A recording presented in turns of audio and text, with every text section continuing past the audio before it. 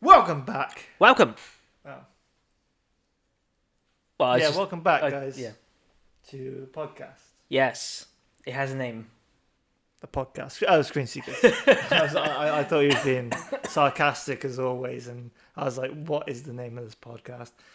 Screen Seekers. It is Screen Seekers. It is Screen Seekers. Our sort of intermittent film, TV, games, life. Life podcast.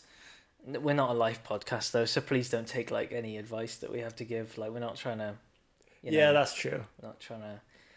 I don't think anyone would take advice from us anyway. No. Or from a podcast. I don't know.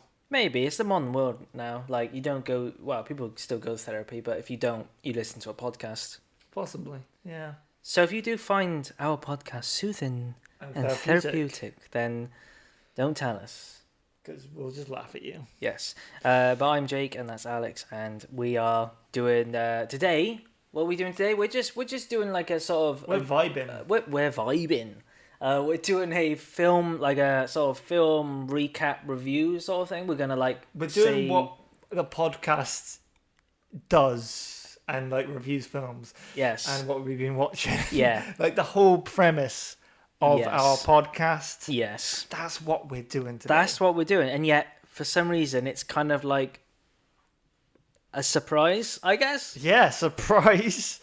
We're doing what we're actually meant to be doing today. So we're going to be covering a number of things. I think we're going to go through a few films that are out in the cinema. We're also going to, I think you've probably got some anime to discuss. Yeah. I've got some TV I watched. So yeah, this one's just going to be like a general sort of discussion, and you know, we keep it chill, you know, pretty chill. I've got my cup of tea. You've got your quadruple concentrated squash. Yeah, it's very nice.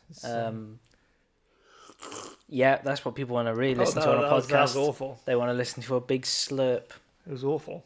So anyway, last pod we did the DC Universe Rotten Tomatoes thingy-mabobby jiggy. Mm-hmm. And I think we mentioned on there that obviously it was kind of because Superman was out, and you know we had not yet seen it, but we knew it was out, but we have seen it. Now we have both seen the 2025 Superman by James Gunn. It's the only Superman I've seen ever. That's pretty crazy. It's quite crazy. I've not even read a comic. Not that I read comics anyway of anything else, but it's like yeah. Not even because I went through a phase like from like uni, like for like 2 years of watching films, and not once did it pass my Superman mind come up to watch a Superman film. Well, there was 5 original ones, right? I think. Yeah. There was 5. No, not the original. There was another original, wasn't it? I think there was one before Christopher Reeve. There's always an original. I actually watched the Christopher Reeve one the other day, and I'm not going to review that here because it's old and like you know. Who cares about? I absolutely loved it. It was 3 hours long. It's an epic. My God. When it's did that an come absolute out? epic. 1978. Damn. And yeah, just to sort of do my I absolutely adored it. Obviously, you know, the CGI and things are a bit hokey, but I think it has so much charm and sort of heart to it. Christopher Reeve is absolutely fantastic. Easily my favorite Superman. I think is even his character change between like Superman and Clark Kent is so much more like sort of defined than other, you know, like the recent ones. Yeah. I think there's more of like a and everyone's good in it. But what's quite funny is obviously Marlon Brando is the headline. He's the top villain for that film. Oh. He's in it for the first 20 minutes, and then he appears intermittently throughout the film. Yeah. He's not very good. He's fine. That's fair. Gene Hackman is pretty good in it as Lex, particularly towards the end where he gets like really quite when he kind of goes up against Superman. But yeah, Christopher Reeve is easily the best thing of it. The climax is just it's so good, even though it sort of nearly ruins it by a kind of plot device it does right at the end. But I was really kind of emotionally impacted by it, and obviously the score, the John Williams score. Is this the Superman where you said he didn't punch anyone? Correct, yeah. So in it, he does say like, something about like I don't believe in violence, and obviously lots of films do that, and then you know you end up having a fist fight. To be fair, even in the modern one, like it must be like the Superman like thing, obviously, the story, but like the message from his parents left behind or whatever in the new one, it's like do good for the world. And to be fair, punching people, probably not, or even bad people, and like promoting violence, probably not the best thing. It's probably not the best thing, even though you're saving people. Probably not the best thing. But yeah, so the climax of this film is of the original is basically a massive, like, it's an earthquake basically, in all intents and purposes, that's caused by a bomb, and an earthquake goes off and basically like the dam breaks. You know that big dam? Is it called Hoover Dam? Hoover Dam, yeah. The big one. Yeah.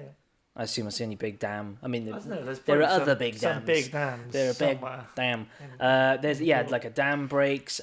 Lois Lane, like her car falls in like the earth and like it gets buried. And the models are fantastic. Oh my god, I absolutely adored it. And yeah, I think if you haven't watched it, I think it feels like sort of like a benchmark film, and it's got a bit of magic to it, which I think is really good. I know the sequel.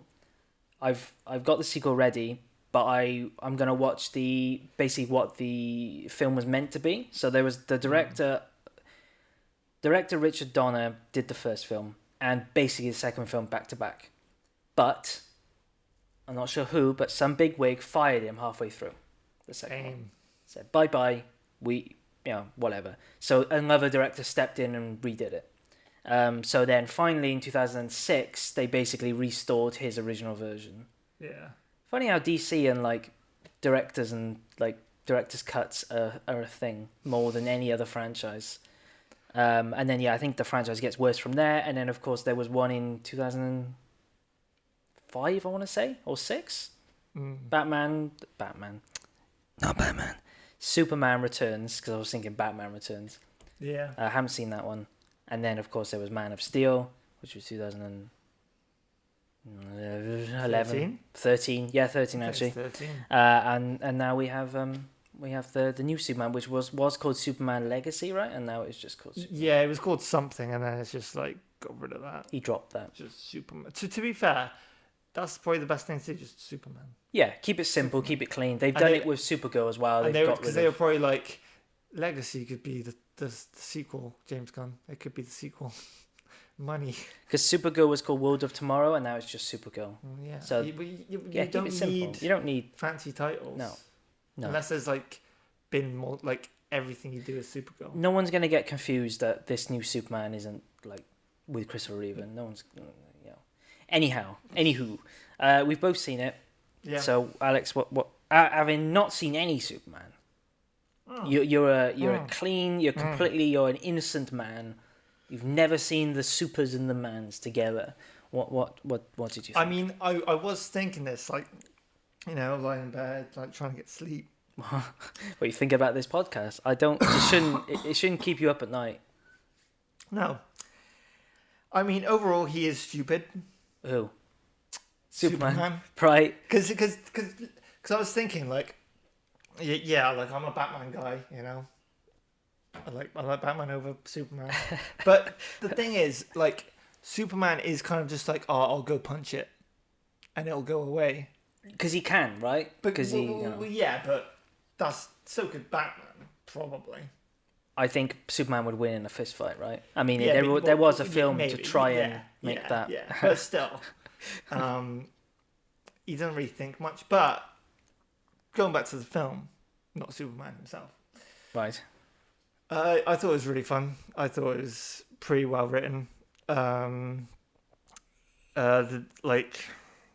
Just Lex Luthor, like, because that was quite a weird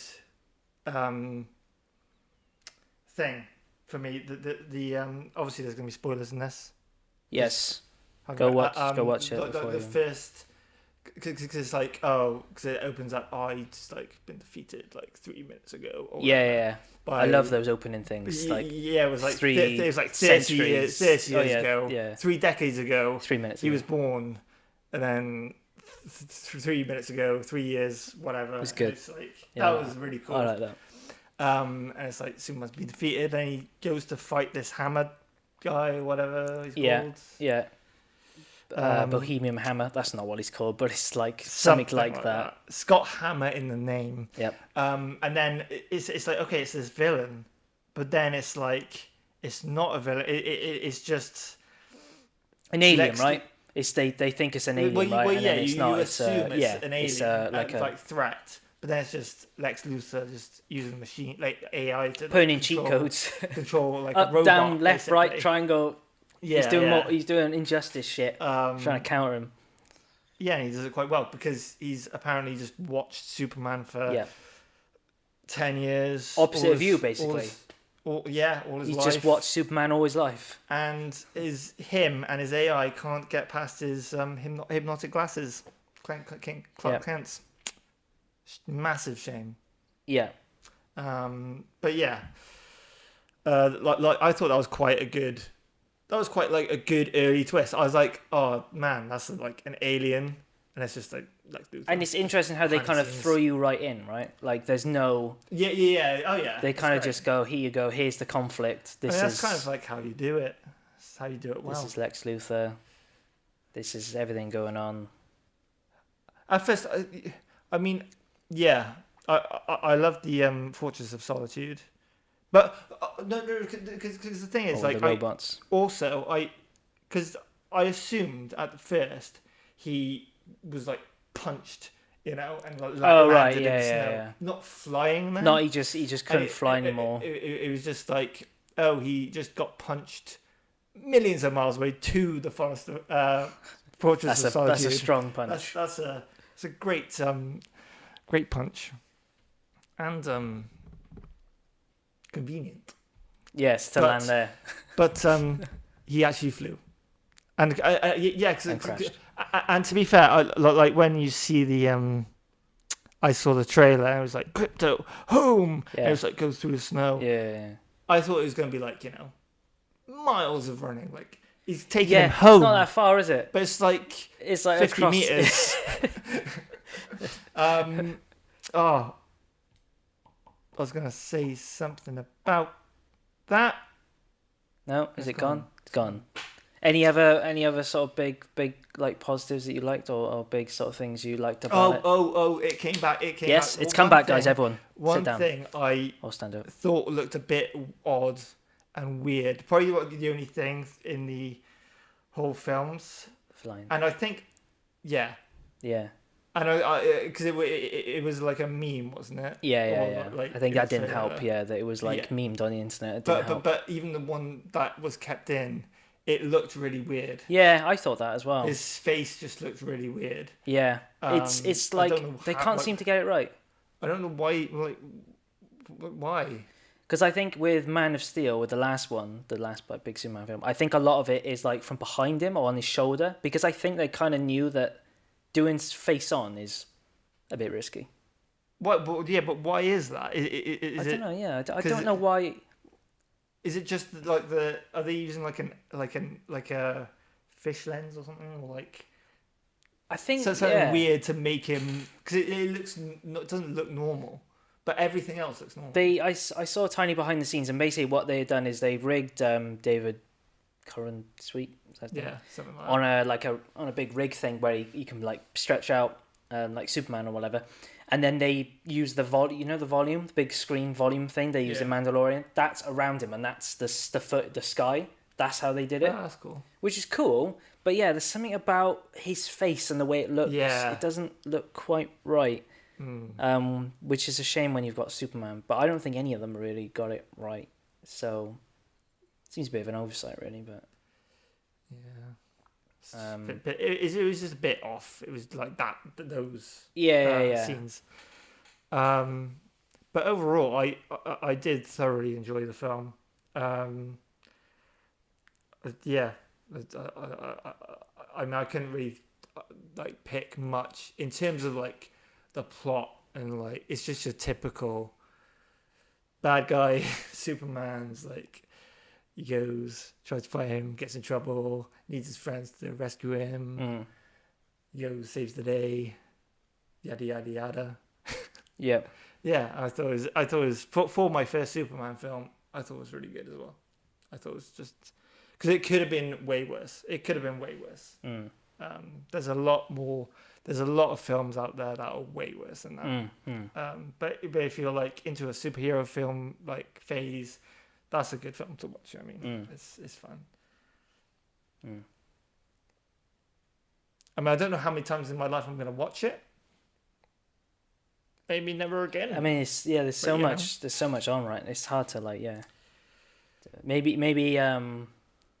when the sequel or whatever they do next, maybe when that comes around, you'll want to rewatch the last one. They haven't really said anything about the plans for Superman, so. I also love the that it like they Lex Luthor's trying to like get Superman by saying he's like an alien, etc. It's like, we're not safe with this alien, and it's just like there's so many aliens in that are invading the world, and it's like, oh my god. Yeah, I think I was kind of surprised that like it's like Doctor Who, like every other like second there's an alien trying to like I think he does say though, doesn't he? He says something along the lines of like, they're like, oh, what about all the other, heroes and things? And he's like, yeah, but none of them are aliens. I think he says something along the lines of that. No, yeah, but there's a scene where he's like drinking like a cocktail or something, and Lois Lane's like they're like in this like flat, and then like the other three are fighting this giant thing. Yeah. And you're telling that's not an alien? I mean, sure, it might not be a threat for Superman, but surely it's a threat to the world. Yeah. Because with this film, which it's like, come on, which is kind of like a kind of refreshing in a way, is that they do throw you in, and they're literally like, the world is like Metropolis and everything. There's heroes going around, like they're all used to it. Like there's no big surprise. And what I have thought, I mean, the people in the Superman universe are just stupid. They're just plain stupid. And to be fair, I have been thinking that they should have like, like a Spider-Man, or like if he joined like the Avengers or something, there would be like dialogue between Spider-Man and like Superman being like the glasses. Oh, is that this is my mask. You don't need like a actual mask. It's like Spider-Man's like, people in your universe are just like really stupid, and he just like genuinely finds out like by research that they are stupid. Yeah, because it is stupid. Because he's the only one that doesn't have a mask, right? Pretty much. It's so, and the fact that they. Which is the point, though. To be fair to them, that is the point. The Superman doesn't have a mask because he's not trying to like hide. He's trying to like, he wants to be Hope, and he wants to. But because they're like, oh yeah, Superman's awesome. The people, they're like, yeah, he's our hero, and then like Lex Luthor, like basically like multi-billionaire of the world, leader of the world, basically in like inverted commas, in terms of finance. Just rigs up the message saying he's come here to like kill us all. Yeah. So there's a message, and everyone just like, oh my god, he's right. Totally believes him. Let's go bad, Superman. And it's like everyone believes him, and it's kind of like, for context. I mean, you should know because there's spoilers, but there's a message in it that came with him when he landed on Earth. That's like something to do with like from his parents, like be a hero, be strong, be a hero, blah blah blah. And then it's damaged, and the whole you're like, oh, it's damaged. Is he ever going to find out what it all says? And then Lex Luthor gets a hold of it, and then it turns out that his parents are basically like, enslave the human race if you want, and take loads of wives and shit like that. Yeah. Which is kind of a nice twist. But it's quite funny how they all believe Lex Luthor straight away. Yeah, it's like instant. There's no question. There's no like, oh wait, maybe we shouldn't listen to the tech billionaire, Because I think we could, with like probably like £100, like make a fake video today, which looks pretty good, Bradley Cooper as well. Bradley Cooper, like such a strange casting choice for. Oh yeah, who did he play? The dad, the. Clark's dad, yeah, I thought it was.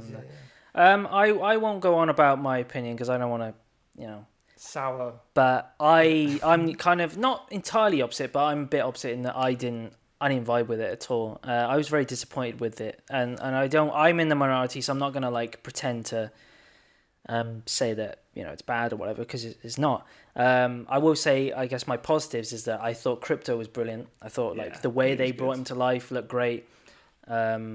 Yes. Also interjecting another, the people are stupid / they hate dogs, because Superman goes up, because Lex Luthor goes to Fortress of Solitude. Yeah. That's how he gets the message. Yeah. And he kidnaps Crypto. Yeah. Superman goes to Lex Luthor being like, all he is where's like, me where's dog? my dog? Where's my dog? Where's my dog? And he's like you've kidnapped my dog. They're recording it to post online to go against Superman, right? Yeah. To like incriminate him. Because he's like going against Superman. But all he's saying is like, I want my dog. And I'm like, surely the people are going to be like, give him his dog back. Surely. But people clearly hate dogs in this universe. So yeah. Clearly. Yeah, although a dog is saved from a falling like rubble, whatever it is, he gets like Superman like saves a dog, doesn't he? Like he blows him up. He blows cold air on him. I thought Crypto was brilliant. Very cute. Like the way that the music was pretty good, even though it was kind of John Williams ripped. I thought the action was pretty solid, and there were moments I really enjoyed. One of them is the sequence where they're going down that like sort of lava river or whatever, and then they like go into the black hole, and that's a really cool moment. I like Supergirl showing up. There's like this absolute chaotic energy that I'm very much looking forward to that film next year. But for me, I found that there was too many characters in it that kind of took away the focus. There's a lot of humor in it, and I think that it could have needed a bit more balance to it. And there was just a lot of like plotty things where I'm like, this is a big spoiler if you haven't seen it. And I kind of rolled my eyes when it happened. There's a clone of Superman that appears like in the third act. Yeah. And I was just like, are we doing clones? Seriously? Come on. Because it could have easily just been something else. I would have been... Like genetically engineered person. Yeah. There's also a lot of time spent with the journalists, and I don't find really any of them that interesting. Like Lois is alright, obviously, because she's like the main... And I like the conversation they had, like the interview bit, and there's a bit of like... I thought that was conflict great. between them. That was great. But then there's this whole like weird like war, like sort of, it's clearly like a story that's trying to slightly parallel real world events. There's a lot of like talk of invasions in different countries and shit and land and obviously like the foreign affairs of other country. That's kind of why Superman gets in sort of in trouble, in hot water at the start, because he's like trying to save people, and they're like, why are you getting involved? Because he's like almost like an American citizen in a sense. I still enjoyed it. I just was a little disappointed, but I'm looking forward to what comes next. And James Gunn, I love obviously what he did with Guardians and things, so maybe a rewatch. Maybe there was a woman that wouldn't stop coughing behind me. Maybe that would have distracted me. But maybe with my expectations set, and I think this is where maybe it's a bit more controversial, but I honestly think it should have been an origin story, even though we've had so many of them. I think they just work better, especially with the start of something. To be fair, I thought it was going to be. Yeah. I get that they wanted to be different, and I respect that. But for me, I could have needed a bit more, like with the family and things, like just a bit more to get me on board, rather than just, it's almost like they sold me on the idea of Superman. They didn't actually like sell me on their one. Yeah. But I enjoyed it. I would say post credits probably not worth staying if you're in a rush or whatever. Just don't bother. Well, if you're in a rush, I mean, you're not gonna stay anyway. It's true, yeah. But yeah, they don't. Not that they should, but they don't set up anything. But yeah, I mean, post credits just a thing. There's like it. I don't think it should. If it doesn't say any, like, if it's not like a reveal of like a character or like hinting towards the next something, like, oh my god, something big's coming, even if though like most do that like anyway, and sometimes don't get things, but it should be something good rather than just a building. Because there's a lot of world building going on this one compared to like probably any other first film you've seen. Like there's the Justice Gang, you've got a Green Lantern, you've got Hawkgirl, you've got Mr. Terrific. There's obviously Krypto and Supergirl. So there's a decent amount of stuff going on. So it's kind of laying some foundation. It's definitely a good watch out there. Yeah, it's worth a watch. It looks decent. Apart from like I think the flying scenes are a bit dodgy, but the I tell you what, the impact sounds are really good. When he punches, like it's got a real oomph to it. And so Supergirl next year.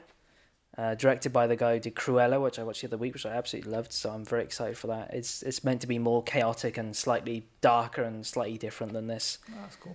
Which would be nice. And then DC goes forwards with, I believe, a horror film next year as well. So it's going to be interesting to see. I think James Gunn has said that the approach they're taking is not to have films that connect to each other, but to have films that are like their own complete own thing with their own identity, their own genre. Yeah, it's good. Yeah, which is good. I think even though I was disappointed with it, I think between both of us, I think we both recommend going to check it out in the cinema as well because it's a big screen and definitely see that sort of film and support your cinemas, folks. Also, that I think I mentioned to you before that there's a piece of music in Superman, which is almost like spot on to the Batman's theme. And it's really annoying because it's got nothing to do with Batman spoilers. But there's a part in Superman where they there's a scene with like that president guy or whatever in his temple, whatever it is, and the music's like dum dum dum dum dum dum dum. I'm like, that's the goddamn beat of Batman. Nothing to do with Batman, just pure coincidence. Unless it is, who knows? Probably not. Anyhow, I also went to see on the same day. On the same day. F1. You didn't see on the same day, did you? Yeah, I did, yeah. Oh my god. Because I thought I'm in Cardiff, I'm in the cinema, I'm going to go see it. I had no expectations for this, other than I know it was meant to be good. I know you said you enjoyed it. Obviously, the guy did Top Gun Maverick, which I enjoyed. I really, really enjoyed it. I was surprised on how gripped I was, even though I think it was a bit too long. I was surprised on how much I was enjoying it. Yeah, it's a really good film. But it's by the numbers, by the books. Like there's nothing in here you haven't seen before in terms of the story beats. Like it's so Formula One.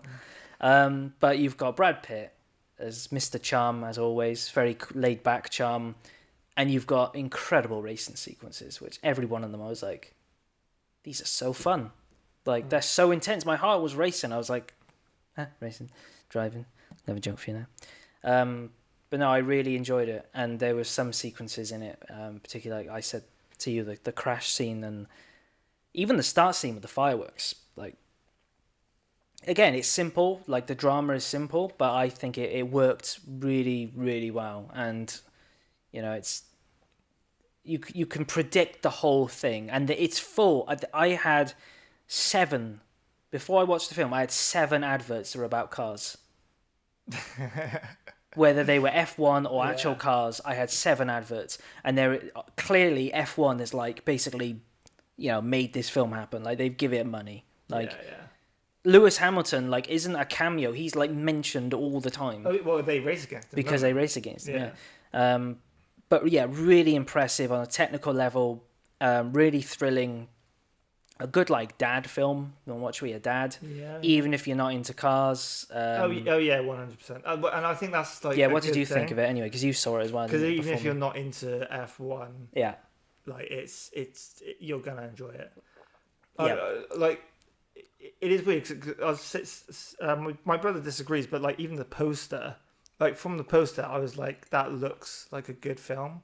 I think it's because I was thinking about because it's not with previous F1 like films or whatever. I think they're like titled like a person or whatever.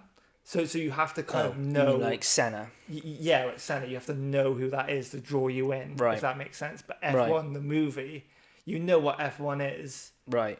it's got Brad Pitt, you're gonna go see it probably because I don't know, it looks good. I sort of, even though I support we both support the same thing, I kind of disagree with that because I think people will latch onto a character more than a like institution. I don't know. I'd like to think so anyway. I mean, I don't know, but because F1's different. Like if it was football, for example, yeah, I would agree. Like you'd want like Cristiano Ronaldo film.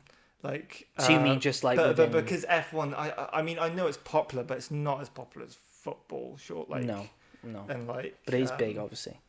But it is big, like, but of course, first impressions. I loved the score of the first. Like, yeah, you said this. I absolutely adored it. I don't know why, but it's so simple. Because the thing is, like, it must be so frustrating being like a musician. And like hearing something like that and being like, it's so simple, it's so good. Why didn't I come up with it?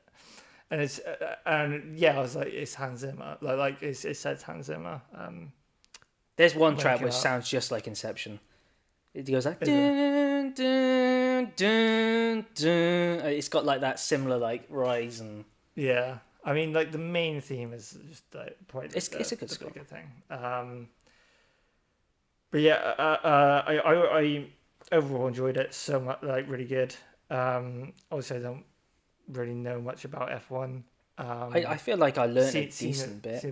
But there were some things like the thing of him constantly crashing to like sort of like boost up the position of his other guy by staying like that can't be real, right? You get disqualified because straight away. Well, one, everyone would do it.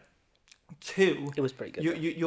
The whole point is that their team is like going out of business. Like they need to win. Yeah, they're the races. underdog team, and they and I don't know much about F1, but I do know that those cars cost a shit ton of money. A lot of money, yeah. And those parts, even if they're a little bit, they're like insane, $500,000, £1 million each. They looked incredible though. And he crashed like 4 times in a race, and it's like there's a lot of crashes. Yeah. Like that makes me wonder, like how you must get a lot to win when you do win, but really, it's like yeah, I think that was very unrealistic in terms of. I think it was a very realistic film from like someone who doesn't watch F1. Yeah, it felt like it was technical and it knew what it was. It was very about. grounded, I felt. Yeah. But I think that was like one of the things that wasn't. I'm so grounded. with you there. Yeah. Still, it's enjoyable though, like that. Oh yeah.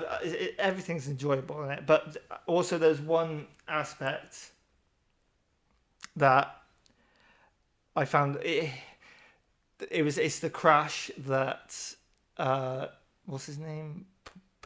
Pearson. So yeah, spoilers. It's the big crash of the there's spoilers. There's obviously the basic story is about like go watch it. Brad Pitt is an old guy and he's he's had his time, but he wants to come back, and then there's this like new up and comer like cocky little shit basically that wants to he actually wants to leave the team. Like the whole point is that they know the team is failing and he wants to basically get the best publicity as he can so then he can be bought by someone else. And then there is a big crash where basically Brad Pitt and him, I can't remember their names, but they form like a sort of, because there's a rivalry between them, but they form like a pact, and there's this epic slipstream moment. Which is so cool. It's like to go into first, like they're in second and third. Yeah. They have to overtake someone. One person in front, yeah. And Brad Pitt's like telling him to wait. The other driver to wait. He tells him to wait until the straight. And the other guy's like, no, I can go now, and he just goes. And then it's the most insane crash ever. It looks so good. Because as we were saying, Brad Pitt was like crashing his car, but the other guy was staying on. That's the reason. Yeah, he was helping. His tires were like busted. Basically. Yeah, because if you're a tire in the world of Formula One, you haven't got a long lifespan. You are fucked. If you're a tire, don't be a tire. Just don't be a tire, because you will be retired very quickly. But yeah, his tires, and I think that's why his car crashed. It literally takes off like a plane. Is insane. It's like, and it's on fire. It's on fire, and part of this does kind of not the crash, but something else like gets to me. So yeah, it takes off like a plane. It's on fire.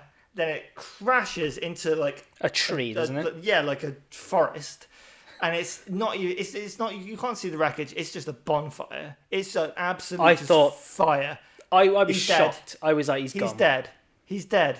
You know he's dead because I don't think like F1 cars are like known for their safety. I think know.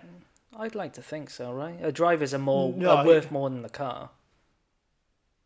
Yeah, but I don't think they're that. I don't think maybe they're safe. Not that much. No, I don't think that's like that. If you crash, it's very fatal. Or not fatal, but it's like you're like, oh my god, get them out. Although one thing I did notice, which as someone who obviously doesn't drive at all, but I would be like, I wouldn't be able to drive that. Do you notice that because of obviously the fact that when they flip, they have to like barrel, like there's obviously like the skeleton, right?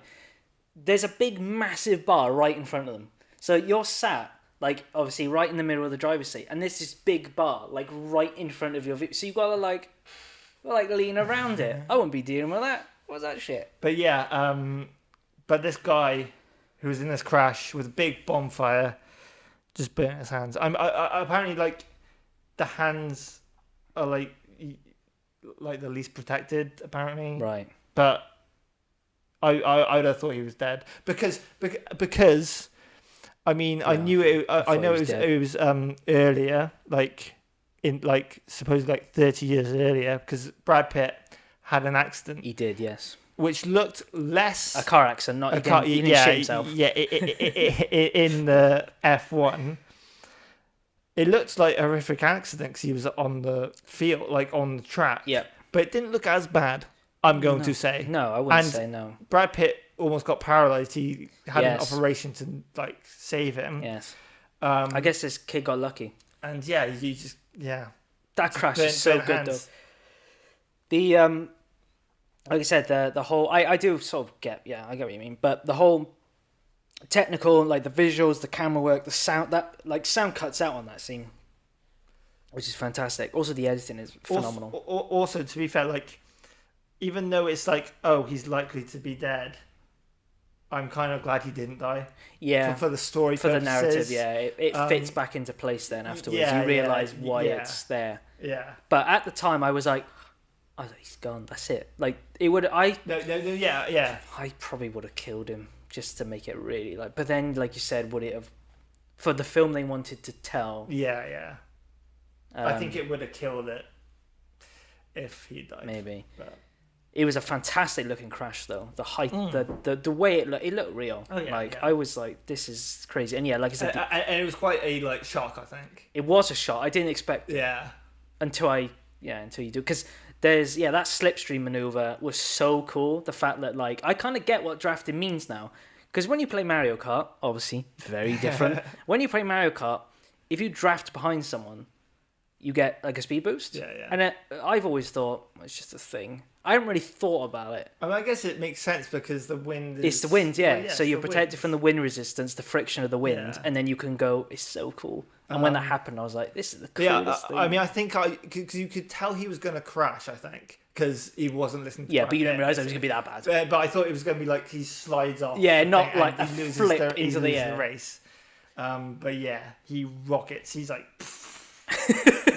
He was trying to hit a world record of like height. Yeah.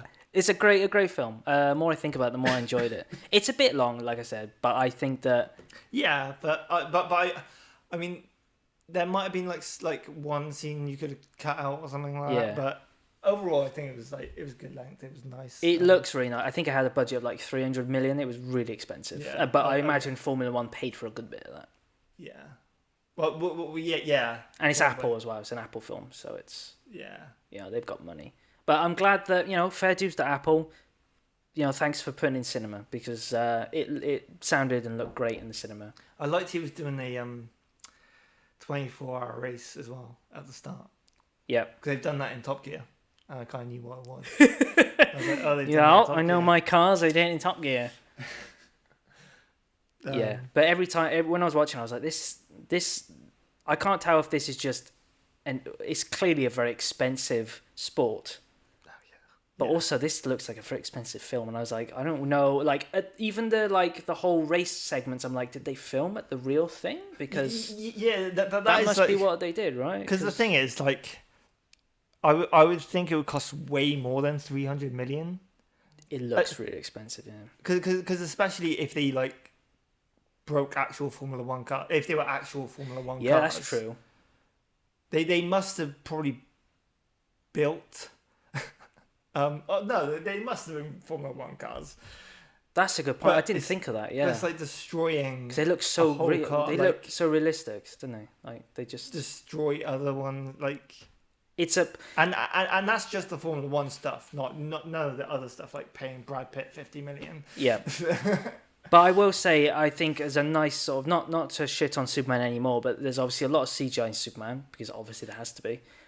I couldn't tell you where CGI was in F1. There must be CGI there, but I couldn't. I have no. It looks really nice. One thing about like cost of things, like I do shit on like films being like so expensive anyway, and they should lower their prices anyway. But like when you look at how many people are like credited, I'm kind of like, okay, how much is that guy, the 50-second artist, how much is he getting paid? Like, and how do you figure that? Like, if he's getting like a good salary, and they're all getting a decent salary, a lot of people in it. That's gonna be a good couple of million, because there's so many people. Because many people. I wonder how much Brad Pitt got paid. And Brad Pitt probably got 30. Because he did a lot of the driving himself. Probably 30 million. Because they said that he wanted to do a lot of the driving himself. They get so much.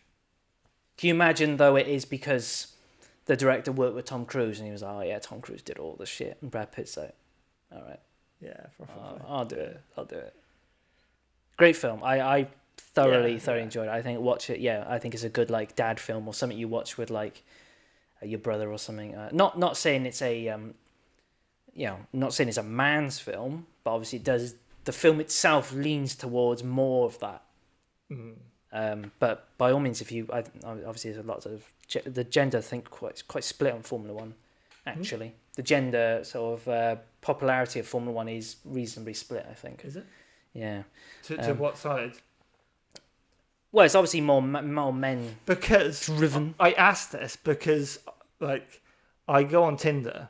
And like every like Formula One, like every like third woman says like, I watch F1. Yeah, it's weird, isn't it? It's like really weird. I'm like, that's quite strange. I've got a question for you, not really related to that, but just to wrap up the Formula One talk. Don't use Tinder only for that. Does F1 at all make you want to watch F1? Not really. Not really. Yeah, same with me. I think. Not really. There's a part of me which is like. It's like if more than other things. If I was invited, like with a big group of friends now, like to watch an F1 race at someone's house, maybe, yeah. Sure. Yeah. Sure. I remember when I was. I think they're quite long. I think they're quite long and boring because overtaking, I don't think happens.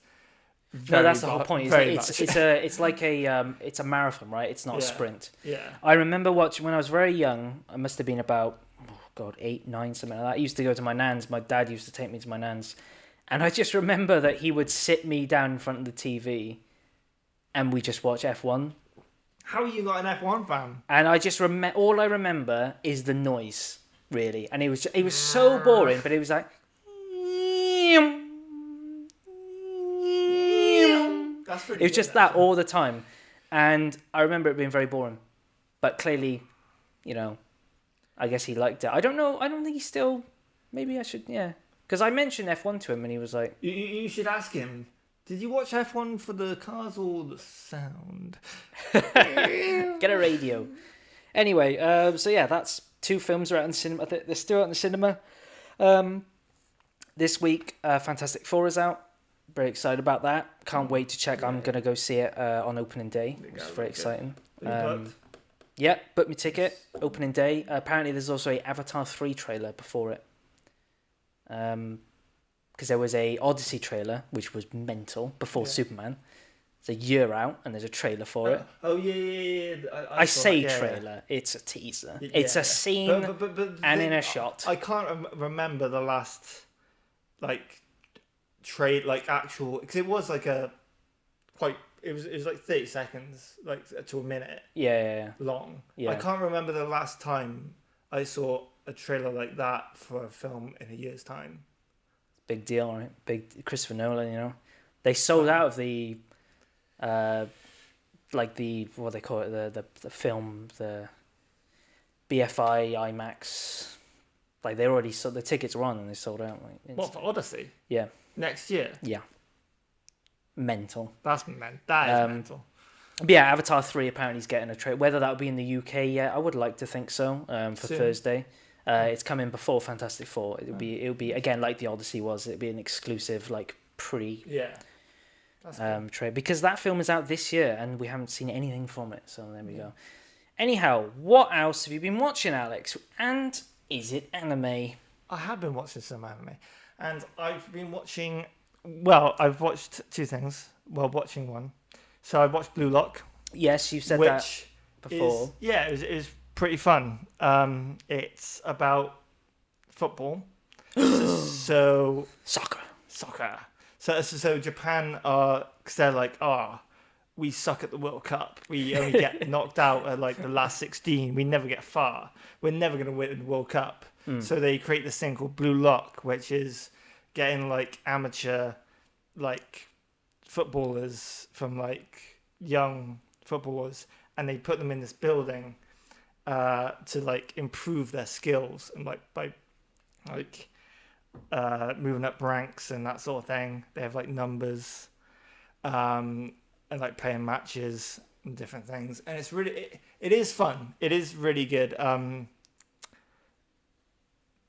I have this thing of like, recently I have been thinking like, is something good? Like, because if I like it, will someone else like it? Not necessarily. Do you know what I mean? You can try and put in a sort of objectivity about it, can't you? Yeah, because I've been like thinking like, because is it because I like football and anime? Would someone who likes anime like it, or football like it? Depends. It's probably not. Depends on what what emphasis on football there is compared to character and story, right? But I did find like the characters really good, because they had their own like sort of things. Like one was like really fast, one was really good at shooting, blah blah blah. But to be fair, it is very repetitive.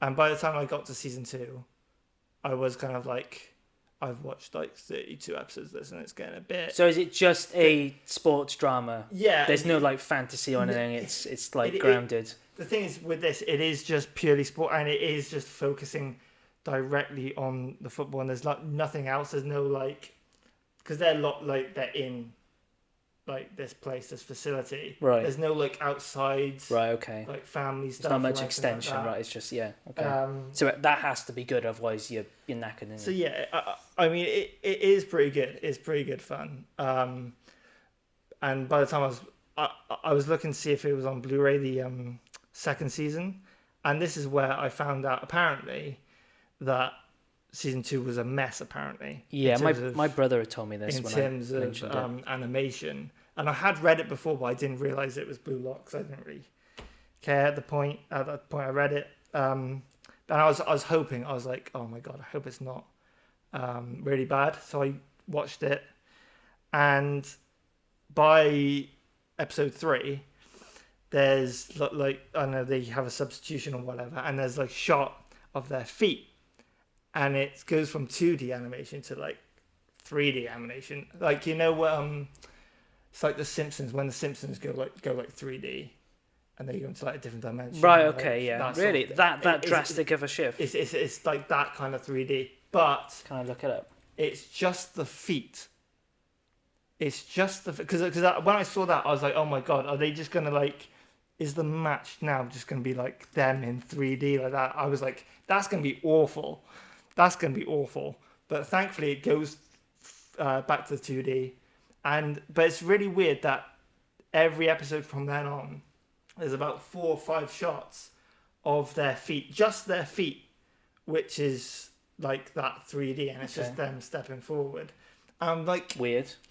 It is kind of weird because it's only a creative choice. It's only it can't be because it's only a few seconds. Right. It must be like a money, like they couldn't afford. I don't know. It's really weird because if it's a creative choice, it's awful. Because it must be a money you thing. Can make the link, right, with feet and football. Like if you were to make that an actual, like if you were to make it a purposeful thing, where when they kick the ball, it goes 3D. I know that's naff, but like, you know. Yeah, but it was literally just like them stepping forward. It was always the same one as well, pretty much. But that did make me think like it's weird that a 3D shot is less expensive than a 2D shot. Which is really weird when you think about it, but it makes sense, obviously. But yeah, that must have been it. They were like probably like short for time. So apart from that, is the animation that inferior to the first season, or like maybe a bit? Maybe like I think maybe you might say it was a bit rushed, maybe. Right. But I thought it was fine. Does the job. Personally, it does the job what you want. And I thought it was a really good. It was really fun. It was just, but it does get like I said again. It's a bit repetitive because it's all about like them making decisions on the pitch, like who to pass to, etc. And it does get a bit right like that. Is it done? Does it end season 2, or is there going to be more? I mean, I can't imagine it if season 2 was like they had problems with it, like financially. Right. Well, I can't imagine it going further, even if it is. Yeah. But because I think they do, because season 2 was them playing the Japan under-20s like team, right? And that was the whole point of trying to like they would become the under-20s team if they beat them, and then go on to like play actual teams, right? Probably in season 3, but I don't know if that's going to happen. Another question, Jake, because I know you're not you're not a sporty person. No, I mean, I'll put my hands up to that. No, like I mean, I'm quite a sporty person. Like I know I watch football, rugby, World Cups. F1 if it's on. Maybe not F1. Maybe not F1. This is a party. Sport, I don't know. But how many thoughts in your life? I know it's only 1 or 2 for me because I've seen it on the beach on holiday. How many thoughts have you given to volleyball in your life? Yeah, all I can think of is like volleyball scenes in films where scenes of volleyball in films. And weirdly, yeah, Top Gun is the first one that comes to mind. Oh yeah, they do play because there's like this really kind of sun-drenched beach scene where everyone's got like hardly any clothes on and they're all very good-looking people playing volleyball on the beach. I thought it was American football. Or was it both? Might be actually. Damn it. Well, that was volleyball on the beach. Maybe volleyball as well. Must be in at least a film somewhere, and that's it. But Haikyu anime about volleyball. Okay. It's amazing. You're in the sport anime phase. It's really good. It's really good. I mean, especially for a anime about volleyball. Consider it's just about volleyball, pretty much. It does have like other like aspects like family life, etc. Right. Like Blue Lock, but it is so good. Considering know nothing about volleyball, I do now. Yeah, volleyball expert. But yeah, I love it. I can't recommend it enough. But yeah, what was I going to say? Talking about F1, you were saying, does it make you want to watch F1? Right. It makes me want to watch volleyball. It makes me want to play volleyball. I was going to say, yeah. It makes me want to play it. What is volleyball? Could you explain to me very simply, like, what are the rules? Because all I can picture is that you've got to keep the ball in the air. Yeah, basically. Right. So you have positions. You have a setter, which you, like, push the ball up, and then someone slams it down. the other side, basically. And then you have to, the other side have to like keep it up. Right. And then again, put it to the center. Woo! And smash it down. Okay, right. That's how it's about this like really short, like high schooler or whatever. Like he dreams to be like the little giant who was like really small as well. It was like really big. Right. A couple of years ago, and he's like, yeah, and his team's awesome now. Volleyball. Who would have thought? I would have thought.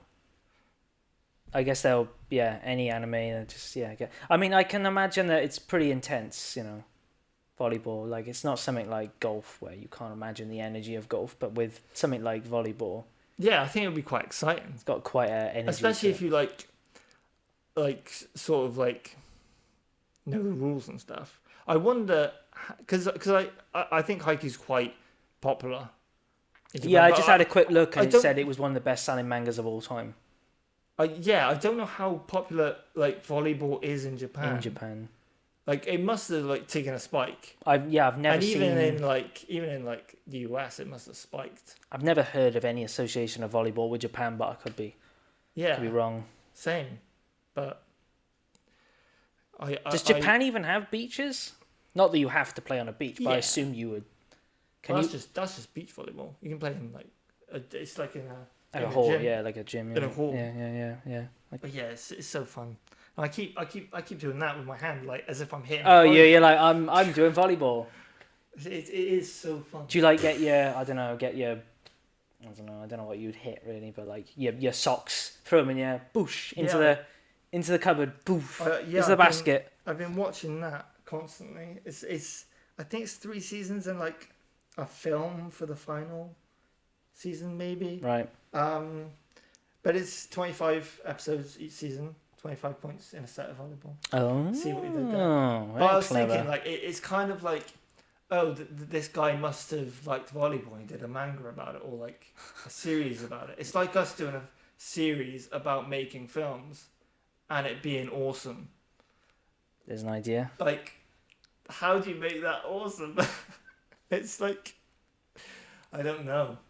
But yeah, it's fun. I mean, again, if you go watch it, don't be like, this sucks.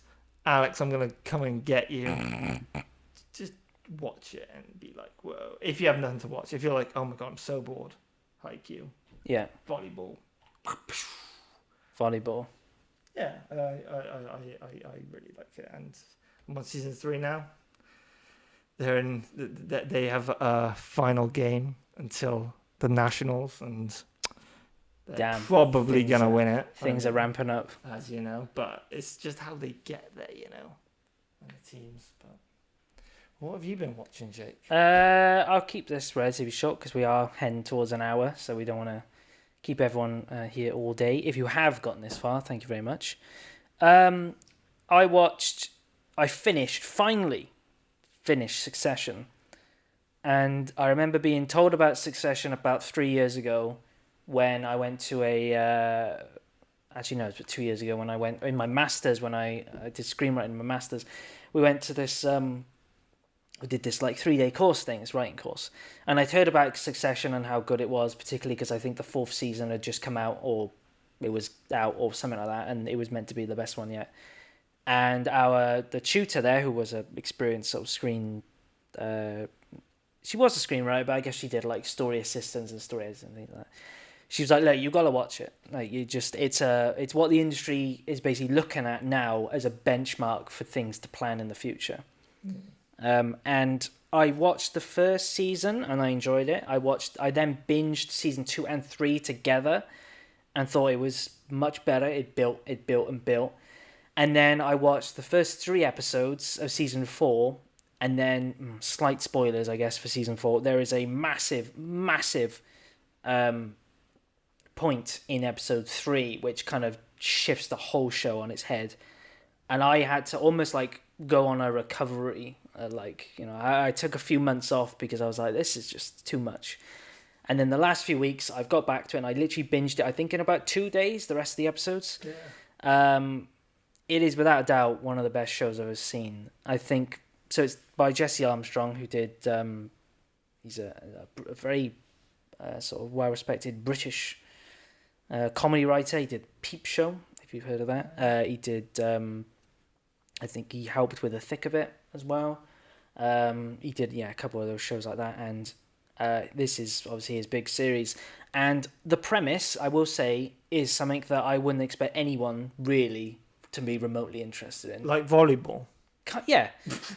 Succession is basically about a family of business. They own this massive multi-trillion-dollar corporation that basically covers like news and TV and like there was another sector I'm trying to think of, but it's mainly like news studios. They do theme parks. They've got their hands in a lot of pies. Fingers. Whatever. Or whole hand, I guess. And it's about this family who really do clash, and they're basically, the whole point is that they want to know who's going to take over from Logan Roy, who is Brian Cox, the head of the family, the father of them all. And it just, the writing and the direction and where it goes, particularly in its last season, where it really kind of brings out the emotion of these characters. I think from episode 3 onwards, I think particularly episode 3 is it's top 3 best TV episode I've ever seen ever. It's devastating and it's so good. And then from there, I think I cried nearly every episode because it really starts to break apart these characters. And the finale was like some sort of roller coaster. Again, it's very fast. It's often quite crude. The writing is so quick and sharp. It's filmed like kind of like The Office. It's got this kind of handheldy camera style to it.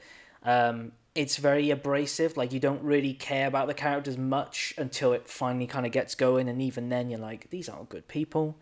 And even at the end, you're like, I don't know, these aren't good people. They're not. They're very flawed. They're very like, but absolutely incredible stuff. And it's made me want to write something similar. It kind of makes me aspire to something like, in terms of the structure of it. It's kind of like I think people have said it's quite Shakespearean in the way that there's a lot of tragedy. There's like characters that want to kind of take over from others, and then they get defeated, and then they try again, and they get defeated again. And there's this kind of almost, it should be predictable, but it's not, because there's one character in particular who you kind of want to root for, and he fails, and it's so good. If you love sort of, it's very, very sharp. Probably, don't watch it with your parents. It's pretty crude. It's got a lot of crudeness to it, particularly with the dialogue. It's mostly dialogue driven. There's not much else. It is pretty much all dialogue driven for the most part. But yeah, it's 40 episodes in total. They're an hour each, and I want to buy the scripts when I get some money together. I'm gonna get the scripts because really, really good, and something I wouldn't expect myself to enjoy even after watching the first season. I was like, yeah, this is good, but yeah, by the 4th season, I was totally on board. Mm-hmm. Particularly if you like sort of character stuff, where Kieran Culkin, is that his name? Kieran Culkin, I think that's his name. If you were to like silhouette him, like make him a silhouette, and then make him move around as his character, and then you were to get like another character, like Tom, and silhouette him and make him more, you'd know instantly who it was. Like, you'd know how they move around the environment, who they are. And similarly, if you were to read their dialogue without their voice, you would know who's talking. Yeah. Really good, really, really good. And yeah, so I will just leave it there, and I'll say I don't know if I can like recommend it to everyone, because it is it's quite a cold show that takes a while to warm up to, and you kind of got give it some patience, give it some time. But yeah, good. I recommend to everybody Haikyu, and not Blue Lock, but Haikyu, yeah. Everybody. Yeah, it's probably a bit different to volleyball. Good feelings, emotions, no coldness, nothing. Just warmth. Bit of cringe play as well, quite a bit of cringe, but cringe I can manage. No cringe. Because I think too much cringe, I just can't. I cringe myself. Haikyu. It's like cringe. You all cringe up. Anyhow, we'll leave it there, even though there's a lot more I'm sure we could discuss, but we will leave it till next time.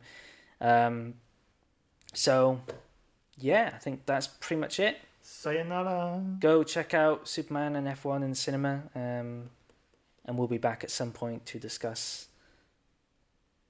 more screens that people are seeking. Probably like Fantastic Four. Yes. Yes. Or maybe we just throw a curveball in and talk about something completely different. Yeah. Like the magic of foldable tables. It is quite magical. Till next time.